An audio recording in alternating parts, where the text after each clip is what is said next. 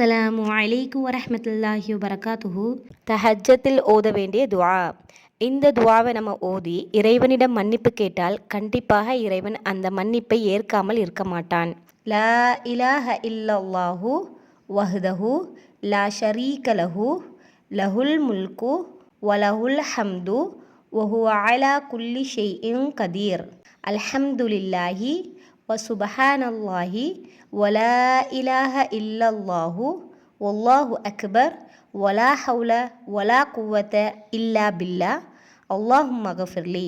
இதனுடைய பொருள், வணக்கத்துக்குரியவன் அல்லாஹ்வை தவிர வேறு யாரும் இல்லை, அவன் தனித்தவன், அவனுக்கு நிகரானவன் யாரும் இல்லை, ஆட்சி அவனுக்கே, புகழும் அவனுக்கே, அவன் அனைத்து பொருட்களின் மீது ஆற்றலுடையவன்.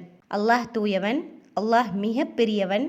நன்மைகள் செய்வதும் தீமையிலிருந்து விலகுவதும் அல்லாஹ்வின் உதவியால் தான். இறைவா, என்னை மன்னித்து விடு. இன்ஷா அல்லாஹ் இந்த துஆவை நாம் இன்னையிலிருந்து எல்லா நாளும் நாம் ஓதுவோம்.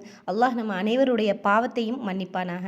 ஆமீன். அஸ்ஸலாமு அலைக்கும் வரஹ்மத்துல்லாஹி வபரகாத்துஹு.